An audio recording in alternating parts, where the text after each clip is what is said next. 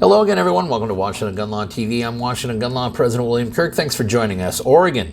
It's been a while. We have not got to talk since late November. That's when Judge Ratio down there in Harney County basically slam dunked Ballot Measure 114 into oblivion. Now, at that time, your Attorney General promised that they would get around to appealing this. Now, that ruling was on November 24th, and here we are on February 12th, 2024, late in the evening, as you can tell. And guess what? Oh yeah, the state of Oregon has finally got around to filing that appeal. And they are also asking for an immediate stay of the injunction, which is a double negative, which basically means the law would go back into effect, which would be a first for the state of Oregon. Now, you might be really surprised what the state of Oregon says about all of you in this memorandum. We're going to go through it. And if their line of reasoning would remain consistent, Oregon, I'm telling you, you guys would have no constitutional rights. Don't believe me? I'll connect the dots for you. So today, let's geek out for a little bit and let's talk about Oregon tries to revive Ballot Measure 114.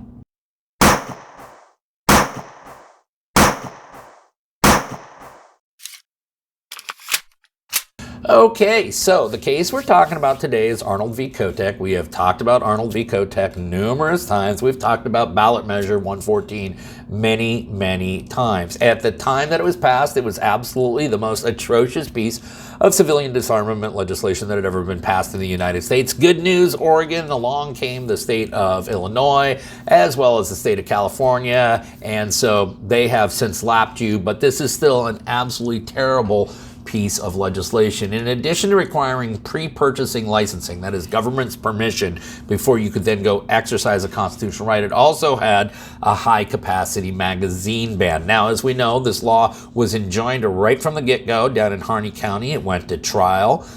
Judge Ratio issued his ruling in November. He found it in violation of the Oregon state constitution, never reaching any conclusions on Second Amendment grounds because he believed that Article 1, Section 27 of the Oregon state constitution had been violated, which in fact it had, and therefore struck the law down on those grounds. Now, just to give you an idea, Oregon, of what your state thinks about you and their laws, here's a summary of their arguments. Measure 114's restrictions on large capacity magazines are facially constitutional.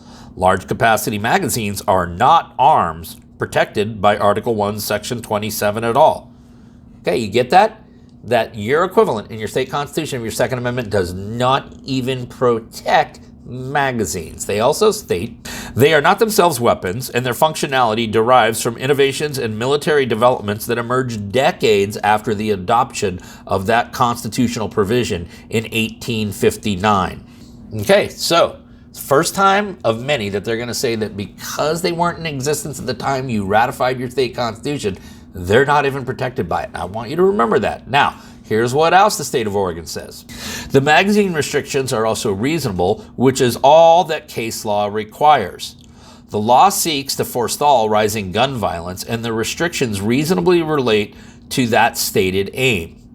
Evidence shows that the use of such magazines increase the lethality of mass shootings, while state magazine restrictions significantly reduce those harms. Nor do the restrictions unduly frustrate self-defense. Capacity-compliant magazines are widely available, and more than 10 rounds are virtually never, if ever, needed for self-defense. Okay, that is a laundry list in one paragraph of all the arguments they make. But the big thing I want you to take away from this is, did you see all that balancing? Like, well, yeah, it might be a little restrictive, but we needed to do all of these things. You know, that balancing test that was completely struck down in the Bruin opinion, okay? And then they think that somehow or another we have to justify the existence of our rights through our needs, which is not how constitutional rights work. Here's what else the state of Oregon says. Measure 114's permit to purchase requirements also are facially constitutional. The Supreme Court has already upheld a concealed carry license requirement and process that largely mirror the requirements and process under Measure 114, okay?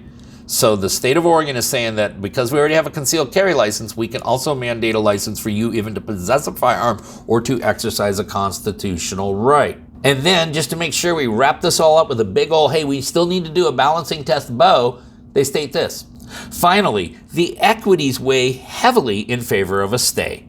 Keeping people safe is a fundamental role of government. For more than a year, the trial court has stalled the people's legislative efforts to promote public safety based on rulings that lack any basis in law or fact, which sounds like a gigantic balancing test. Now, Oregon, this is what I want you to be aware of, okay? Because in this pleading, the state states the following. Rather, the right only protects the type of weapons commonly used by Oregons for self-defense by 1859. The right does not extend to military weapons that post-date statehood.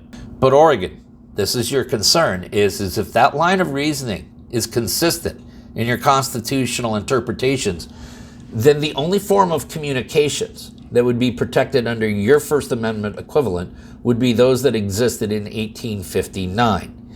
And the only religions that would be protected by your state equivalent of freedom of religion would be those religions which were in existence in 1859. And the only type of government searches and seizures that you would be free from were those that existed in 1859. And cruel and unusual punishment, only those forms which we had in 1859. And the list is limited only by your imagination and constitutional text. And listen, this is not me misreading a quote. These are two separate quotes. But let us also point out that one of the main arguments that the state of Oregon makes is firearms with large capacity magazines were not commonly used for self-defense in 1859. And once again, they also state the court acknowledged that the key to well-functioning semi-automatic weapons did not appear until the 1880s. But the court cited the general interest of gun makers in developing this non-existent technology to conclude that the drive for larger capacity magazines was enough to confer constitutional protection. Okay, so right there, Oregon, I just want you to know that your Attorney General's office believes that the only thing that any of your constitutional rights would cover were those types of things that were in existence in the mid-1800s. Any of those technological advancements we've had in communications, religious, anything else, medical privacy, things such as that, yet that's not protected according to your Attorney General. Also, according to your Attorney General, despite the fact that the Bruen case absolutely positively forever put to the grave the interest balancing test, apparently your Attorney General did not get the memo. Why? Well, let me show you how many times they start off with an interest balancing test as part of their argument. Measure 114's large capacity magazine restrictions are reasonable regulations for promoting public safety. Balancing. The restrictions reasonably relate to public safety without unduly frustrating armed self-defense. Balancing. The restrictions seek to prevent harm from gun violence, including mass gun violence. Balancing. The restrictions reasonably relate to the harm they seek to address. Balancing.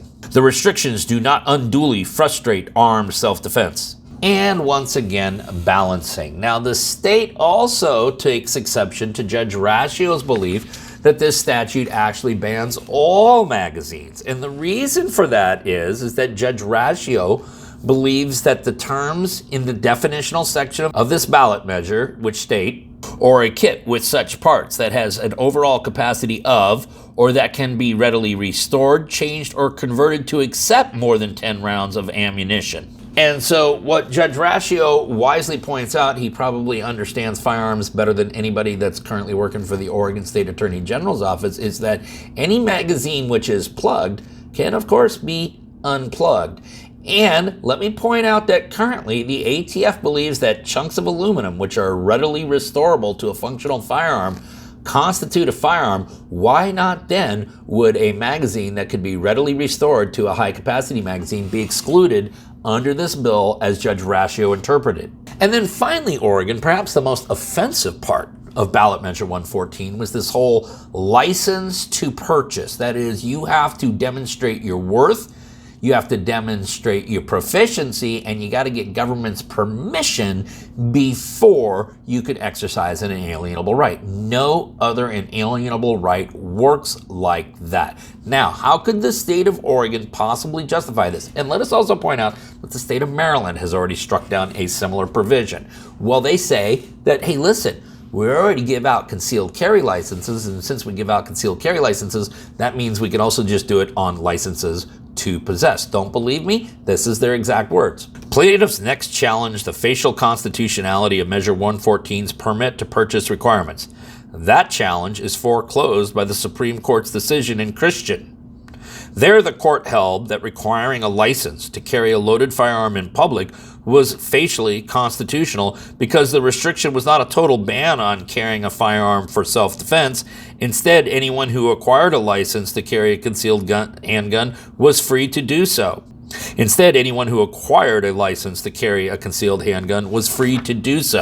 Okay, and that really is apples to oranges. Some states actually in their constitutional language even include language which allows the state to regulate the concealed carrying of handguns. Bottom line is that this has now to go to the Oregon Court of Appeals. They cannot do a direct review to the Oregon State Supreme Court. The Oregon court rules are very strict about that. Only capital cases and certain other cases get to go directly to it. What the makeup of that court is, I'm not certain. I know a lot of you in Oregon will, and you should put that information down in the description box so we can all start geeking out on it.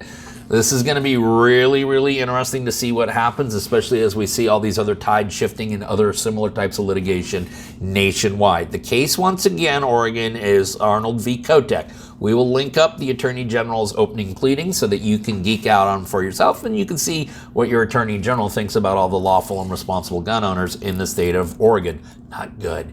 If you got any other questions about this or anything else related to what's left of our Second Amendment rights, you guys should know how to get a hold of Washington gun law by now. If you don't, that's okay. That information is also down there in the description box. Now, let's everyone remember that part of being a lawful and responsible gun owner, like we talk about all the time here, is to know what the law is in every situation, how it applies to you in any instance that you may find yourself. Until next time, thanks for watching. Stay safe.